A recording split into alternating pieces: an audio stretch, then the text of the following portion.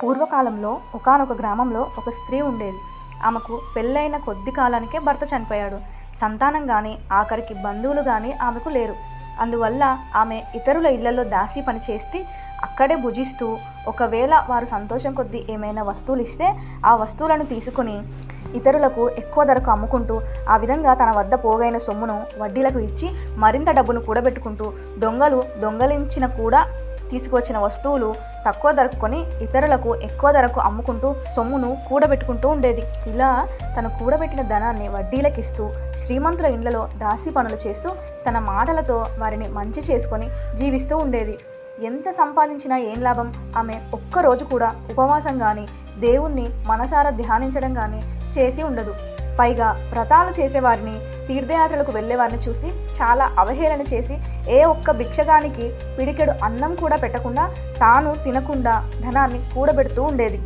ఒకరోజు ఒక బ్రాహ్మణుడు ఆ స్త్రీ ఉన్న గ్రామానికి వచ్చి ఆ రోజు అక్కడ సత్రంలో ఉండి అతడు ఆ గ్రామంలోని మంచి చెడ్డలను తెలుసుకొని, ఆ పిసినారి స్త్రీ సంగతి కూడా తెలుసుకొని ఆమెకు దగ్గరికి వెళ్ళి, అమ్మ, నీకు కోపం వచ్చినా సరే నేను చెబుతున్న మాటలను ఆలకింపుము. మన శరీరాలు శాశ్వతం కావు, ఇవి నీటి బుడగ లాంటివి. ఏ క్షణంలో మనల్ని మృత్యువు తీసుకుపోతుందో ఎవ్వరూ చెప్పలేరు.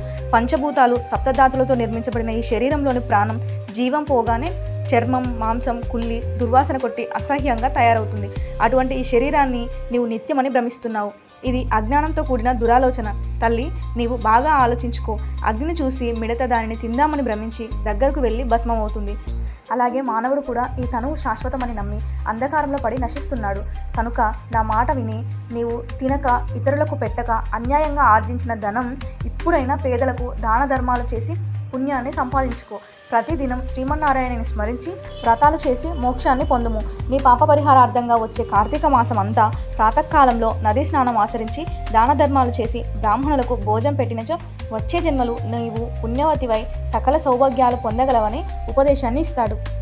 ఆ వితంతురాలు బ్రాహ్మణుడు చెప్పిన మాటలకు తన్మయురాలై మనసు మార్చుకుని ఆ రోజు నుండి దాన ధర్మాలు చేస్తూ కార్తీక వ్రతమాచరించడం వలన జన్మరాహిత్యమై మోక్షాన్ని పొందింది. కాబట్టి కార్తీక మాస వ్రతంలో అంత మహత్యం ఉంటుంది. ఈ కథ మనకు కార్తీక పురాణంలో ఉంది. ఈ కథ ద్వారా మనకు ఏం చెబుతున్నారంటే, మనం ఎంత సంపాదించి కూడబెట్టుకున్నా కూడా దాన్ని మనం తీసుకొని పోలేము. మనం ఎంత సంపాదించినా సరే దాన ధర్మాలు అనేవి చేయకపోతే ఆ ఫలితం అనేది మనకు రాదు. ఇక రెండవది ఏంటంటే, పూర్వ సువాసినులను పూజ చేయకూడదు అనే ఒక అపోహ ఉంది. కానీ అది ఏమాత్రం నిజం కాదు అని చెప్పడానికి ఈ కథను ఒక ఉదాహరణగా తీసుకోవాలి. భగవంతుడి కృపకు చిన్న పెద్ద, ముసలి ముతక, పూర్వ సువాసినులైనా సరే ఎవరైనా ఆయన కృపకు పాత్రలు కావచ్చు. ఐ హోప్ మీకు ఈ వీడియో నచ్చిందని అనుకుంటున్నాను.